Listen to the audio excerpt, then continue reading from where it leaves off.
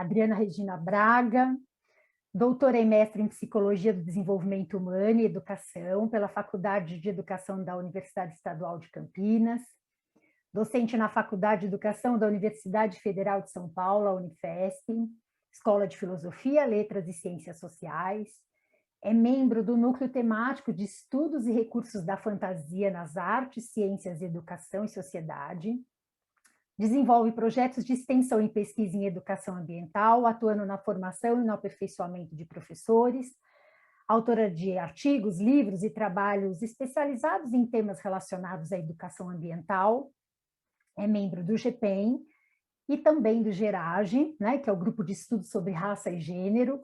Atualmente é professora convidada pelo Instituto Vera Cruz no curso de pós-graduação As Relações Interpessoais na Escola, das Competências Socioemocionais à Personalidade Ética. É expertise em educação ambiental com ênfase em ética, consumo e sustentabilidade e também consultora da Conviver Mais Assessoria e Informação, né? Recentemente tivemos aí a ajuda da Adri com as lives, os eventos, o material de trabalho para falar sobre meio ambiente, e é muito bom ter você aqui com a gente. A palavra é sua, são 5h20, até 5h40 temos aí a oportunidade de ouvi-la novamente, Adri. Vamos projetar para você o slide, tá bom? Você vai obrigada, quando você quer que mude. Tá bom, obrigada, viu, Sandra? Eu queria agradecer ao convite pelo segundo webinar, é a segunda vez que eu estou participando, né? O segundo ano, estou muito feliz e é muito bom estar com vocês nesse momento de comemoração dos 4 anos, ver esse sonho aí sendo realizado e o sucesso de vocês. E eu sempre gosto muito de trabalhar com vocês pelo compromisso, né, que vocês têm com a educação e o quanto que a gente troca ideias e aprende muito juntas. Então, para mim, sempre é muito bom estar aqui com vocês. Bom, eu fui chamada para falar sobre consumo na pandemia, e aí eu queria só começar antes falando um pouquinho sobre o consumo antes da pandemia, né? Porque a gente vive numa sociedade que é embasada no consumo, a gente está apoiado no consumo. Então, assim, toda a economia, ela depende ela foi construída a partir das pessoas consumirem. Então, o que nós temos no momento que acontece a pandemia? Qual é o momento, nesse momento histórico, o que nós vivemos? Nós vivemos uma sociedade em que as pessoas vivem para consumir, né? O consumo está sempre ligado a prazer, a alegria, a encontro, a felicidade, a sucesso, a beleza. Então, o consumo sempre te promete tudo isso, os objetos, as coisas te prometem tudo isso, né? Então, nós estamos nesse momento. Então, em 2020, nós estamos vivendo isso, onde as pessoas se sentem valor por aquilo que elas têm, por aquilo que elas conseguem consumir, onde elas estão tristes, vão ao shopping, onde elas estão felizes, vão ao shopping, onde elas estão revoltadas, elas merecem comprar uma coisa, onde elas estão alegres, elas merecem comprar aquela coisa também. Então, é esse momento que nós estamos vivendo quando acontece a pandemia, né? Então, Sandra, você pode colocar para mim? Bom, então a última pandemia que nós vivemos foi há mais de 100 anos atrás, né? Então nós tínhamos uma outra realidade, nós estávamos numa pandemia onde a ciência estava num momento diferente, o mundo estava num momento diferente. E desde janeiro de 2020, o coronavírus ele vem e impõe para nós mudanças na nossa vida, mudança na vida das pessoas, né? E como a Ana tinha falado, sem nenhuma previsão de quando isso vai acabar, quer dizer, quando vai ter o fim disso, quando que nós vamos voltar, quando que as coisas vão ser como eram antes, né? A ciência, diferente de 100 anos atrás, a ciência traz novos desafios, coisas, tem mais conhecimento, então a ciência sabe como lidar com o vírus, só que ela impõe para a gente algumas questões, né, que são necessárias para a gente conviver com esse vírus, ou para a gente conseguir vencer esse vírus. Primeiro, a obrigatoriedade do uso de máscaras, né? Então a gente sabe que um vírus aéreo a gente precisa usar máscara. O distanciamento, quanto mais a gente não pode ficar muito próximo um do outro, porque como é um vírus aéreo, pode vir para a gente pelo ar. Então o distanciamento auxilia que o vírus não consiga chegar até a gente. O isolamento social, quanto mais nós ficarmos na nossa casa, quanto menos nós aglomerarmos, quanto menos nós fizermos esse vírus circular, porque ele é muito contagiante, né? Ele tem um forte grau de contágio, e nós vamos conseguir. Só que tudo isso traz para a gente uma coisa diferente daquilo que a gente está esperando, buscando, que é prazer, traz desprazer. A máscara incomoda, não sair de casa a hora que a gente quer incomoda, não poder ver as pessoas é ruim, tá? Muitas das nossas liberdades individuais, elas foram sucumbidas por alguns deveres que têm uma relação direta com o interesse público. Então, assim, hoje, ao usar máscara, é interessante que eu use máscara não porque eu me protejo, porque a proteção para mim é de 5% a 10%, mas a proteção para o outro, para o coletivo, é de 70% a 80%. Então, eu tenho o dever de usar máscara, porque é um compromisso que eu tenho com o coletivo. Então, passa essa responsabilidade. Não é uma questão de você querer ou não querer. Não é uma questão de você pode sair à noite ou não pode sair à noite. Hoje existe um regulamento, você não pode sair à noite, você não pode ir nos lugares, você não pode fazer muitas coisas que você fazia antes, enquanto um ser livre individualmente, em relação à responsabilidade que você tem com a coletividade, né? É um momento diferente, né? Tudo isso vem gerando medo, tristeza, revolta, e são sentimentos que favorecem muito o consumo. Então, é muito engraçado, porque os meios de comunicação, quem quer estimular o consumo, os grandes pesquisadores do consumo, sabem que existem sentimentos que nos levam a consumir mais. O medo, a tristeza, a infelicidade, a revolta, são coisas que auxiliam a consumir. Vejam, nós sentimos tudo isso e o shopping está fechado. Olha que desespero. O shopping fechado, as pessoas desempregadas, 15% das famílias brasileiras estão passando fome e um pouco mais de 50% da população brasileira tem hoje as incertezas alimentares que têm assombrado a vida das pessoas. Será que eu vou conseguir continuar comendo carne? Será que eu vou conseguir continuar comprando gás? Será que eu vou continuar, sabe? São as incertezas do que a gente vai conseguir pagar com tudo isso, com todos esses problemas que nós estamos tendo hoje, né? Pode ir, Sandra. Pode falar. Bom, e como que nós estamos reagindo a tudo isso? E aí eu gosto muito da ideia do Ailton Krenak, outro dia lendo os livros, vendo ele falar, é muito interessante porque nós estamos vivendo como crianças na fase simbólica, porque nós negamos o vírus. Nós negamos a potencialidade dele, nós queremos enfrentar, nós gostamos uma capa de super-heróis, de homens poderosos, senhores do conhecimento, e nós nos revoltamos contra as medidas sanitárias. Nós não vamos usar máscara, nós não vamos se distanciar, nós vamos nas festas, não vamos impedir a gente de ser feliz, né? A falta desse cuidado individual com a harmonização do cuidado coletivo, nós nos harmonizamos o nosso cuidado com o cuidado do outro. E aí eu gosto muito do Foucault quando ele fala que falta a cultura de si. Quando ele fala sobre a cultura de si, é porque nós precisamos olhar além do homem, do prazer, da felicidade, da realização, do sucesso. Nós precisamos olhar o homem da fragilidade, da necessidade de estar com o outro, da dependência, da interdependência, do homem que adoece e do homem que morre. Então, essa cultura de si é olhar para si dentro de todas as nossas fragilidades, para poder cuidar de nós e cuidar do outro, né? Mas esse modelo de consumo que a gente veio da felicidade, do conquistar tudo, tem nos deixado sempre com uma ideia muito infantil, simbólica, de que nós somos capazes de vencer isso com o nosso poder de ser homens, né? Aí tem um outro discurso que vem também, que é o novo normal. O Krenak diz que esse novo normal é tão negacionista quanto a Terra plana, gente. Né? É pensar que a gente condiciona a abertura do comércio com as vagas na UTI. É como se ter uma vaga na UTI fosse algo muito interessante, sabendo que em alguns lugares no Brasil, 50% das pessoas que têm vaga na UTI, que estão na UTI, vão morrer. Então, como que o comércio pode abrir baseado no número de vagas que tem para as pessoas que vão estar lá com risco de 50% de morte? né? É um consentimento que vem nesse discurso do novo normal para poder fazer com que as pessoas possam estimular o consumo, né? Fazer com que, ocasionando então aglomerações. Vejam que ideia mais simbólica, fantasiosa. Inauguraram um shopping no meio da pandemia.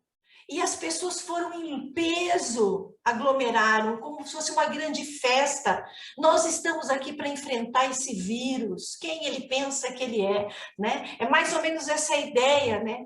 E dá essa ideia de omissão das mortes, ou até naturalização delas. Um discurso de como isso não fosse tão importante, porque esse novo normal, tudo isso parece que vai se apagar e a gente vai poder voltar ao shopping. Mesmo com as 528 mil famílias que perderam as pessoas que amavam nesse momento. Pode ir, Sandra. Bom, e aí eu gosto muito desse livro do Krenak, que ele fala que amanhã não está à venda, mas ele trouxe para mim algumas dúvidas, sabe? Quando eu comecei a ler. E aí eu pergunto, quando que nós vamos crescer? Quando que realmente nós vamos nos tornar humanos, né? E uma das coisas que eu acho interessante é, será que a dor vai nos humanizar? Porque a gente tem também esse discurso, né, que a dor vai nos humanizar, e eu tenho tantas dúvidas hoje, que diante de tanta dor, será que nós vamos nos humanizar? Será que nós vamos continuar fantasiando a vida? Será que a gente vai continuar inventando monstros e fantasmas? Vejam, porque até o vírus, a gente começou a criar uns sistemas meio alienados do que era o vírus. A ideia de que veio um complô comunista da China, que fizeram o vírus num laboratório e tal, sem tomar consciência de que nós estamos com vírus. Uma pandemia que é resultado de... Nós tivemos outras epidemias pela mesma razão dessa pandemia, que é a forma com que nós lidamos com os animais que nos alimentam, a forma com que nós tratamos esses animais, a falta de saneamento, a crueldade. Então, vários critérios que fazem com que a gente tem que repensar a nossa relação. A água que a gente bebe, a gente envenena o solo que a gente planta, a gente envenena o alimento que a gente come, e a gente come animais doentes. Né? E aí diz assim, e aí quando que a gente vai abandonar esse antropocentrismo que acha que o mundo todo circula em torno do nosso umbigo, que a natureza toda está disponível? Vejam, as plantas do meu jardim não têm Covid, os meus gatos não têm Covid, os animais da floresta não têm Covid, quem tem Covid são os homens. Então, veja, há uma relação, nós estamos falhando, nós temos conhecimento, nós temos tudo, mas nós saímos do plano da realidade. Nós continuamos a achar que nós podemos brigar contra o vírus, contra algo que nós não vemos. Mesmo a ciência dizendo para a gente como a gente tem que agir, desse jeito não, eu tenho que pôr máscara, eu não gosto, eu tenho que ficar na minha casa, eu não quero, eu não posso ir na festa, desse jeito não. É assim que nós estamos lidando com isso. Quando nós vamos perceber sobre realmente as verdadeiras ameaças que a humanidade tem? Quando que nós vamos entender que o verdadeiro antídoto para a epidemia não é a segregação, mas é a cooperação? Quando? Eu fico pensando, porque a Ana coloca isso também no discurso, a Ana coloca o quanto é importante cooperar, o quanto é importante trocar, dividir. Por favor, Sandra. E aí isso, quando que nós vamos deixar de vender o nosso amanhã? Né? Quando que nós vamos deixar de consumir o nosso futuro? E aí eu fico pensando nesse processo que nos alienou. E aí tem algumas coisas que aconteceram na pandemia que me incomodaram bastante, e principalmente ao ler o Ailton Krenak, ele pontua algumas coisas e eu acabei olhando outras, quando ele fala assim, por exemplo, que diante de tudo que a gente está vivendo, diante do auge da pandemia, os homens foram para Marte. Eles foram para Marte, foram bilhões de dólares gastos para ir para Marte. Eu sei que a viagem podia estar programada, as coisas, mas simbolicamente, vamos pensar o que isso significa. As pessoas morrendo, faltando oxigênio, faltando leito, as pessoas perdendo entes queridos pelo mundo todo, o vírus se multiplicando, novas variantes, e o homem vai para Marte. Será que uma fantasia nossa mesmo de viver em Marte? Será que é isso? Vamos procurar outros planetas? Aqui nessa imagem eu deixei duas imagens, uma de Marte e outra do Rio de Janeiro. Vocês têm certeza que vocês querem ir para Marte? É para Marte mesmo que nós vamos viver? Ou será que nós poderíamos salvar o nosso planeta, continuar cheio de luz, de vida, de floresta, com uma diversidade de povos, com a liberdade de poder respirar sem nenhum equipamento, né? Outra coisa que me incomodou bastante na pandemia foi o conflito entre Israel e a Palestina. Sabe quanto custou cada míssil que Israel jogou na Palestina e que a Palestina jogou em Israel? $40.000 cada míssil. Sabe quanto custa as vacinas, em média? De $5 a $10. Esse mês, os líderes dos 7 países mais ricos do planeta, eles se reuniram durante 3 dias na Inglaterra, com custo altíssimo, para eles decidirem sobre a pandemia. E sabe quanto eles disponibilizaram de vacina para a humanidade? 1 bilhão de doses. Se cada pessoa tem que tomar 2 doses, são 500 milhões de pessoas. Nós temos um planeta de mais de 7 bilhões de habitantes. Mas 500 milhões de habitantes estão garantidos graças aos 7 países mais ricos do planeta, que detêm 80% das riquezas do planeta. Eles destinaram para 500 milhões de pessoas a garantia de que elas vão ser vacinadas. Muito interessante, né? Como eles são bons, né? Mas nós vamos para Marte, né, gente? Nós vamos jogar foguete no país dos outros, né? Nós vamos matar crianças e mulheres. Esse pensamento mágico, alienado, hedonista, né, tem nos impedido de usarmos, né, o nosso conhecimento para resolvermos os nossos reais problemas. Em que momento nós nos tornaremos seres planetários?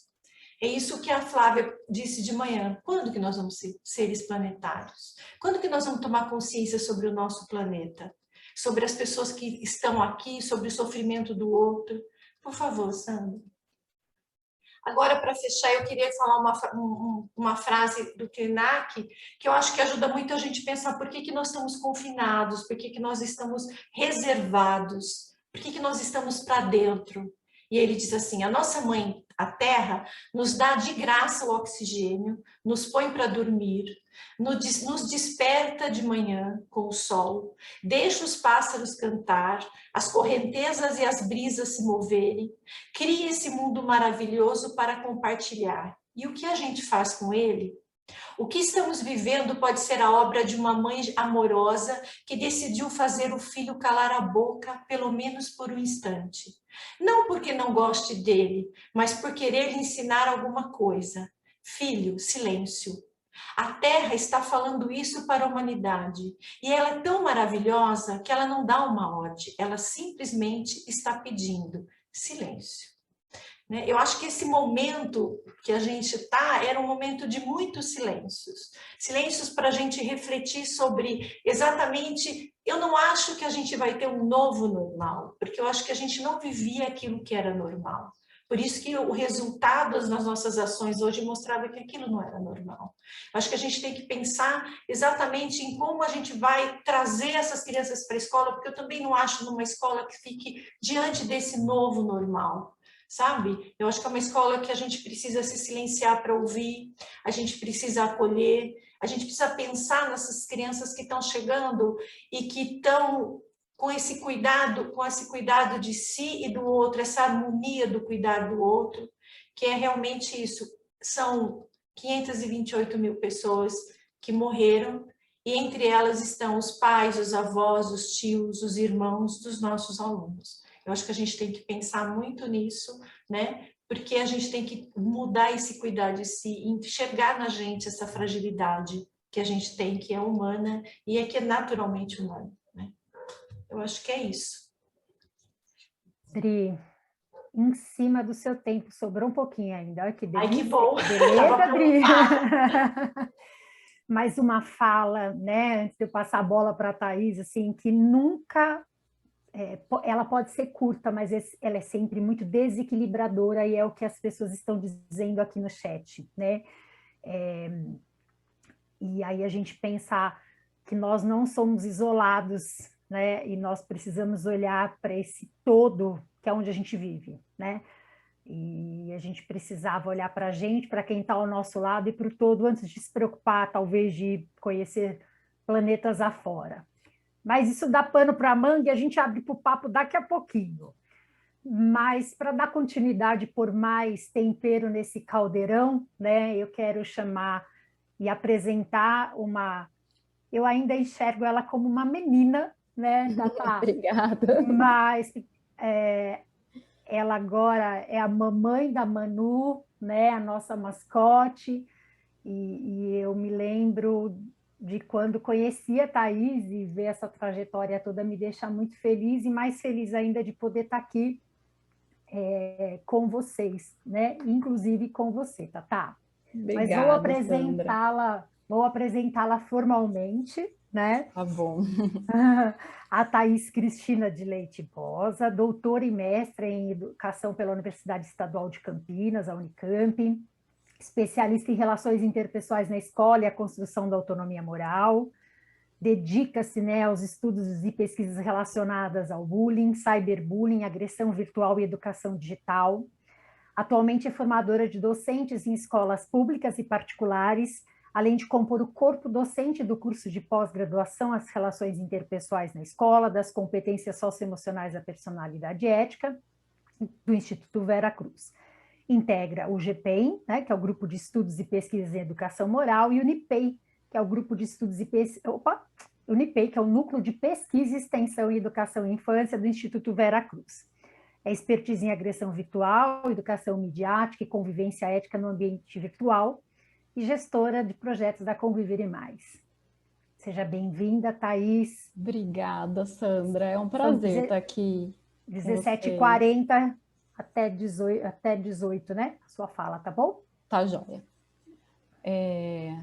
Obrigada, né? É um prazer estar aqui dividindo a mesa com você, Sandra, e com a Adriana Braga também, né? As duas foram as minhas professoras, né? Na pós, quando eu fiz pós-graduação. As duas são amigas, queridas, né? Tem estudos aí que eu admiro. Falar depois da Adriana é uma responsabilidade muito grande, né? A Adriana sempre nos dá um chacoalhão, né? Ela traz um tema tão sério, de uma forma que até nos deixa um pouco angustiados, né? Depois que ela fala, porque a gente pensa, meu Deus, que mundo a gente vive. E aí eu tenho uma má notícia para vocês, porque eu vou falar sobre o aumento de agressões virtuais, que também é um tema que nos angustia, né? E aí a gente vai pensar principalmente no impacto desse tipo de violência para a escola, né? E para as relações nesse ambiente. Então a ideia é a gente conversar um pouco sobre isso e também pensar em alguns caminhos aí para desatar esse nó. A gente sabe, né, que devido à questão do isolamento social, por conta da pandemia, as relações aqui no ambiente virtual, né, na internet, elas acabaram se intensificando. A gente está passando muito mais tempo conectado, né? Então, hoje de manhã, inclusive, a professora Thelma Vinha trouxe, né, reflexões sobre isso, mas o que eu queria focar aqui é que a nossa convivência é quase que exclusivamente nesse meio, né? Então, eu vou fazer um recorte sobre o uso da tecnologia, né, nesse período que a gente está vivendo. E aí eu, inclusive, queria começar pelo aspecto positivo, né? Então, por um lado, ter acesso a esse espaço online é bom, né? A internet, ela é uma ferramenta positiva, sem ela nós não estaríamos aqui hoje, inclusive. Para nós da área da educação, né, aí nesse momento de pandemia, o ambiente online e a internet viabilizaram a nossa interação, né? A escola remota, a comunicação da escola com os alunos, com as famílias dos alunos.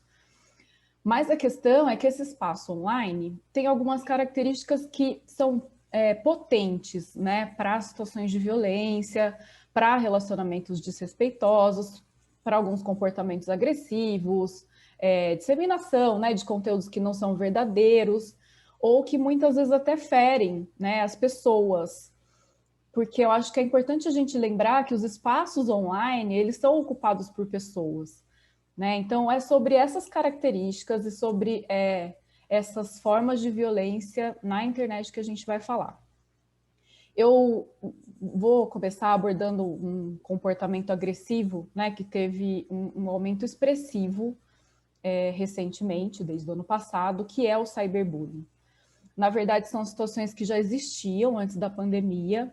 Então, para vocês terem uma ideia, minha primeira pesquisa, lá em 2009, quando eu conheci a Sandra, inclusive, no GPEM, a minha primeira pesquisa foi sobre o tema do cyberbullying, com alunos que usavam o Orkut.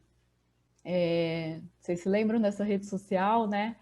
Era uma rede social muito utilizada na época, e o índice dessa forma de violência já estava em ascensão, né? Então, lá em 2009, 2010, já tinha muita situação de violência entre alunos.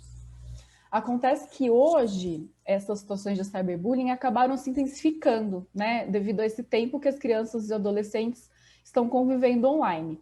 Eu acho que é importante lembrar aqui, pessoal, que não é toda a população de jovens, né, do Brasil que tem acesso a esse ambiente online, mas a grande maioria, né, cerca de 90% aí, segundo o relatório da CETIC, cerca de 90% da população brasileira que tem entre 9 e 17 anos é usuária de internet hoje.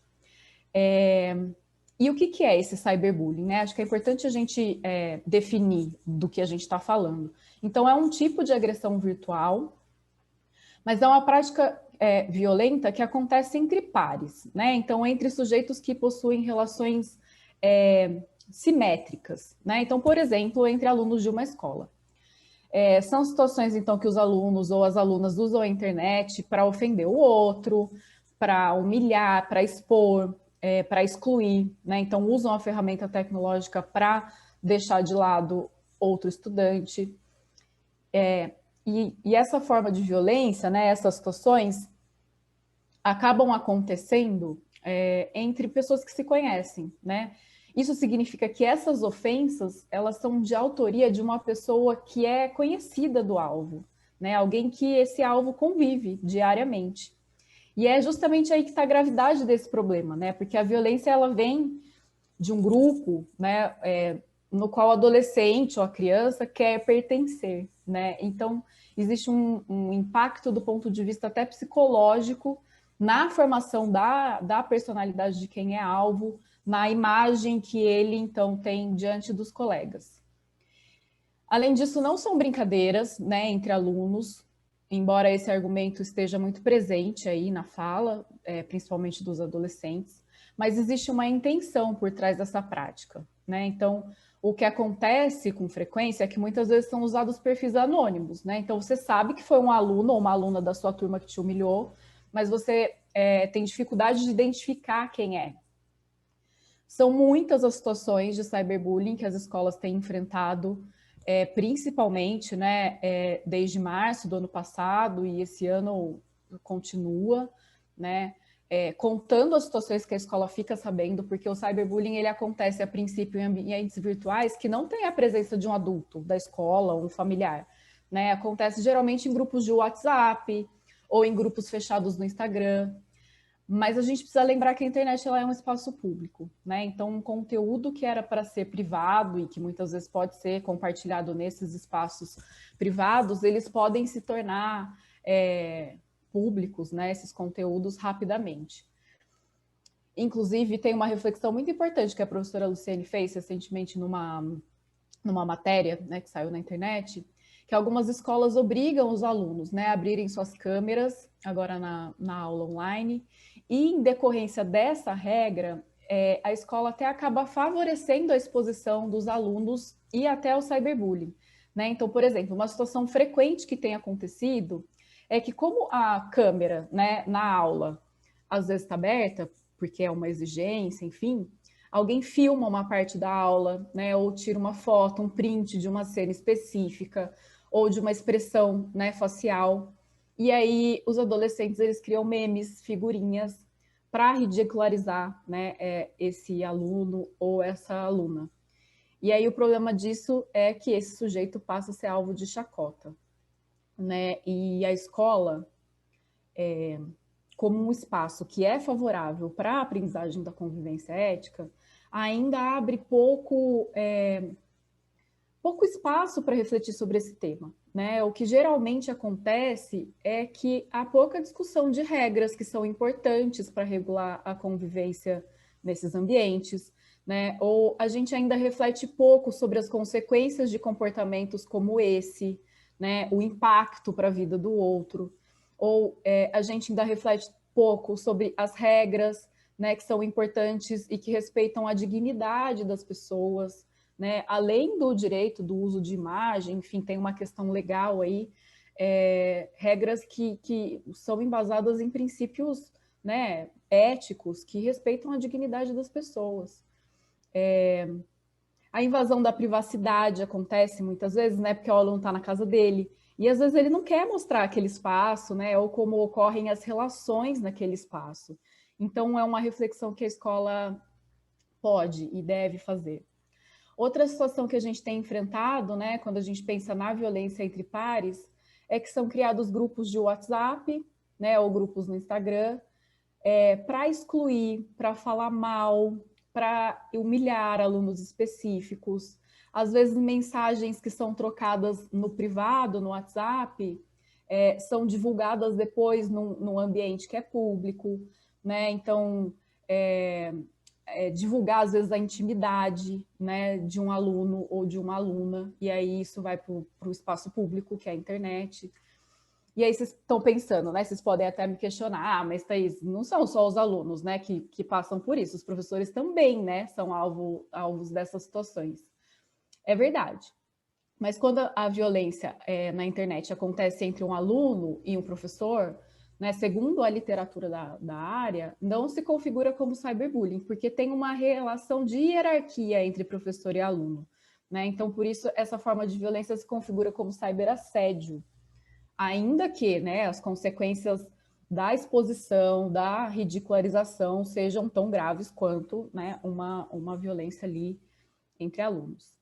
E por que é importante a gente fazer essa diferença, né? Porque existem outros tipos de agressão virtual que acomete alunos, professores, familiares ou qualquer outra pessoa que é ou não usuário de internet, né?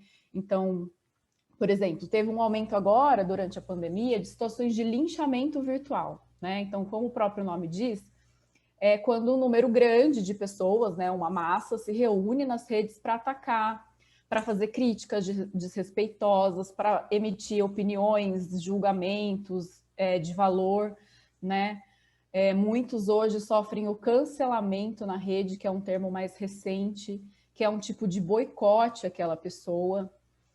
O cancelamento ou o linchamento acaba ficando mais evidente quando acontece com uma figura pública, né? Mas às vezes acontece com pessoas comuns, né? Porque às vezes o alvo é um aluno, né? Ou um professor da escola, e é claro que isso vai ter um impacto, né, nas relações dentro da escola. Outro problema sério, né, que gera consequências muito graves, principalmente para as alunas, né, por uma questão cultural, né, uma questão da nossa sociedade que é machista, é o sexting, né, que é quando há o vazamento de imagens íntimas. Esse é um problema que já existia antes da pandemia, é um problema muito grave, que se intensificou, porque o conteúdo se espalha rapidamente, né, e a vítima, ela tem muita dificuldade para enfrentar essa exposição da intimidade em público.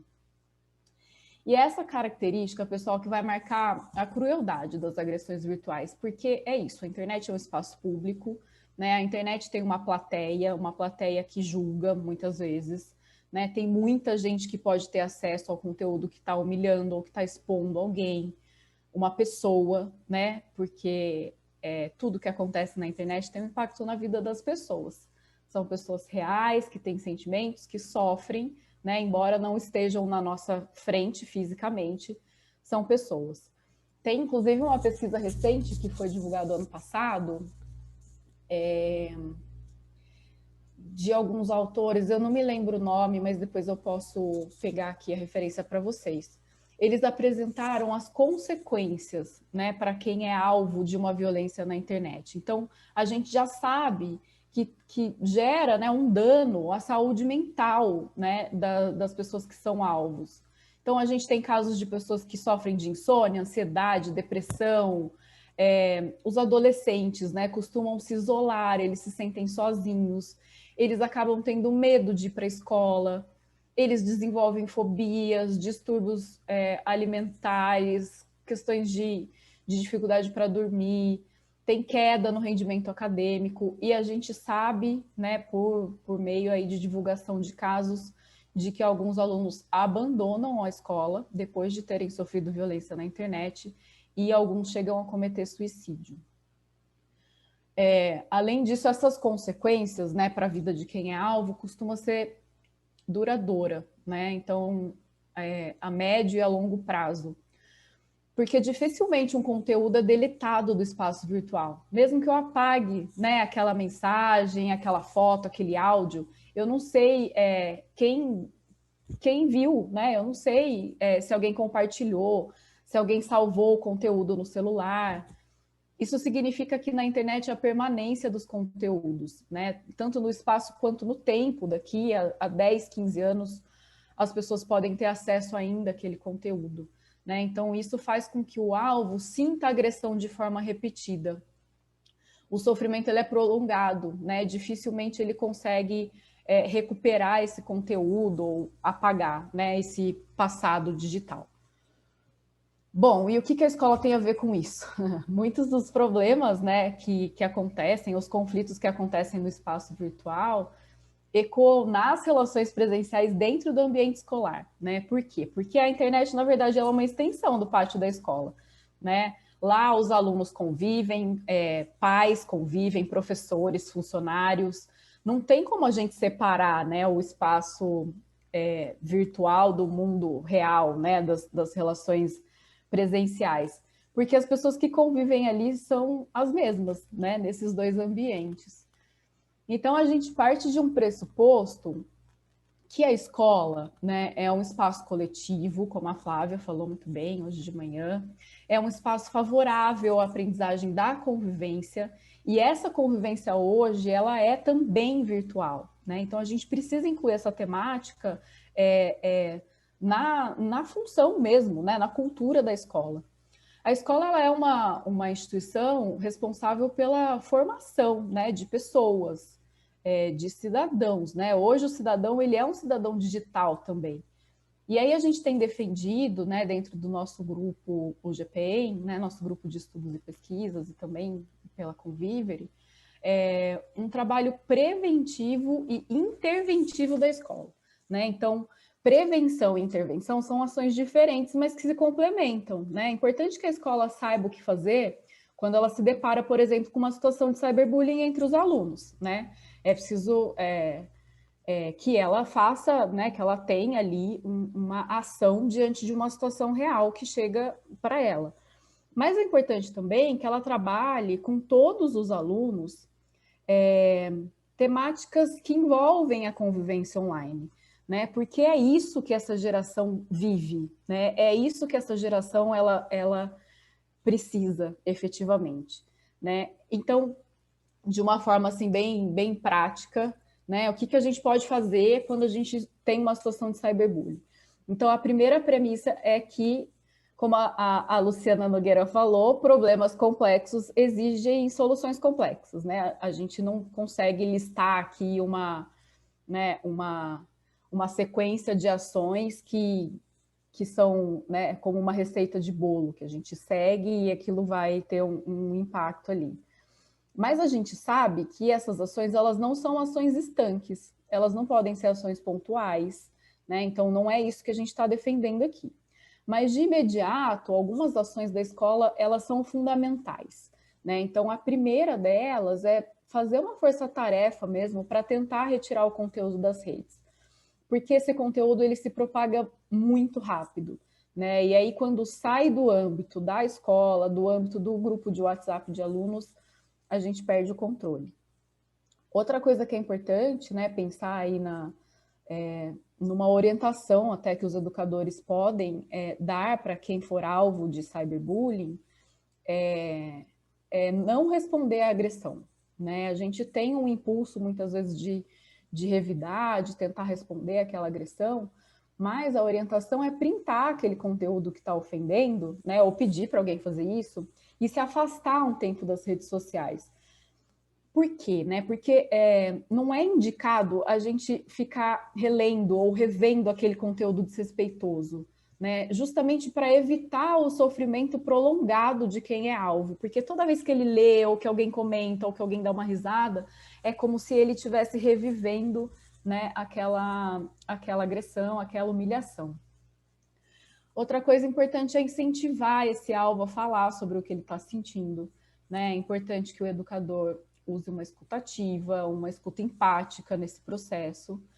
E é a partir, né, desses pontos iniciais que a escola pode levantar ou começar a levantar informações importantes para lidar com o caso efetivamente, né? Então, por exemplo, ela pode tentar identificar, junto com outros alunos, o autor ou a autora da ofensa, não naquele sentido de delação, né, de dedo duro, mas chamar alguns alunos individualmente para eles ajudarem, né, a escola a procurar de onde partiram essas postagens para que a escola possa fazer essa intervenção. Porque muitas vezes a gente só fica sabendo de algo que aconteceu, né, nesses grupos de WhatsApp de alunos quando a gente tem uma situação que já está num nível muito grave, né? Tá. Deixa eu te interromper um pouquinho só para sinalizar que a gente tem mais os últimos minutinhos, tá bom? Tá bom, eu estou encerrando, é rapidinho. Tá bom. Tá bom? Obrigada. A partir desse levantamento de informações, né, a escola, então, ela pode elaborar um plano de ação, né, um protocolo para intervir com esses envolvidos diretamente na situação. A gente indica o método de preocupação compartilhada, né, que é de autoria do pesquisador Anatol Picas. É uma prática que atua com o autor, o alvo e com os coautores de situação de bullying e cyberbullying de forma individual, né? Então, é uma prática que visa não a punição, mas a reflexão sobre o comportamento dos envolvidos, né? Incluindo aí uma ação reparadora por parte do autor. Esse método ele está descrito aqui nesse livro que foi lançado recentemente, na verdade que faz parte de uma coleção de 3 livros, a coleção Retratos da Convivência na Escola, mas esse livro, que é de autoria da professora Luciene Toinheta, ele detalha, né, e descreve de uma forma, né, muito específica como é que a gente pode lidar com essas situações. Ele foi lançado pela editora Donis, então vocês podem até procurar depois no site. A gente vai sortear, Adri, tá lembrando aqui. Bom, pessoal, para encerrar, então, é importante que a escola tenha essas ações de intervenção, mas é preciso trabalhar também de forma preventiva, né? E por quê? Porque a escola é uma instituição responsável por formar seres humanos. E de onde a gente parte, né? Então, primeiro, é importante a gente investir na formação dos educadores, né? Para que eles possam agir, atuar, né? De uma forma eficaz na solução e na prevenção do problema. Outra estratégia importante que a gente vai ver na próxima palestra é construir o sistema de apoio entre pares, né, como as equipes de ajuda. O professor Avilés trouxe a questão da cybermentoria, né? Então, é quando os estudantes são formados para apoiar, né, esses colegas que podem sofrer dificuldades na relação com o outro, tanto na internet quanto na escola. Além disso, a gente defende que a escola precisa instituir um espaço sistemático, né, institucional, para que as alunas e os alunos eles possam discutir, para que eles possam refletir sobre os conteúdos que vão envolver a convivência, né? Então, a convivência ela precisa ser objeto de conhecimento. Na minha pesquisa de doutorado, que foi defendida e publicada esse ano, em março desse ano, eu e a professora Thelma Vinha, né, que foi a minha orientadora, a gente elaborou e implementamos um programa educativo que a gente chamou de Convivência Ética Online. Então, eu trabalhei semanalmente, né, em uma aula de 100 minutos com adolescentes de uma escola pública, as temáticas que envolvem a convivência no universo online. Entre elas, a temática do cyberbullying e outras formas de agressão virtual. E o que é importante, né, nesse espaço? Então, que as propostas elas sejam reflexivas. A gente não está falando de trabalhar empatia virtual, colocar um texto na lousa e pedir para os alunos, né, copiarem. A ideia é que a escola proponha atividades que envolvam a reflexão sobre, por exemplo, as consequências das ações online. E não só as consequências do ponto de vista jurídico, mas do ponto de vista ético. São atividades que precisam envolver a troca de perspectivas entre os alunos precisam ouvir as ideias dos outros, expressar as suas ideias, né, coordenar tudo isso. Atividades que visam o protagonismo dos estudantes nesse processo, né, atividades que tenham como objetivo identificar e fomentar, né, valores que nós consideramos importantes para a convivência nesses ambientes. E que os alunos encontrem, então, nesse espaço, a possibilidade de discutir, né, também a necessidade das regras que são importantes no ambiente online, né, que eles possam estabelecer acordos coletivos a partir do que foi discutido, né, a partir de um conhecimento especializado. Então, é importante que a gente apresente pesquisas, dados científicos, né, sobre todas as temáticas que envolvem o ambiente online. Então, a nossa pesquisa de doutorado, ela indicou, né, o quanto esse espaço ele é fundamental para que a gente consiga transformações, né, nos nossos estudantes, para que eles tenham ações mais éticas na internet, né, e também fora dela. Então, a nossa proposta ela não se restringe a uma aula ou uma atividade, né, mas ela envolve, então, um trabalho sistemático, um trabalho que não se esgota, porque formar pessoas, né, para agirem eticamente na nossa sociedade e na internet não é tarefa simples, né, pontual, é fruto de um trabalho formativo, um trabalho que precisa ser contínuo, né, que precisa ser planejado e que, portanto, precisa fazer parte da cultura da escola.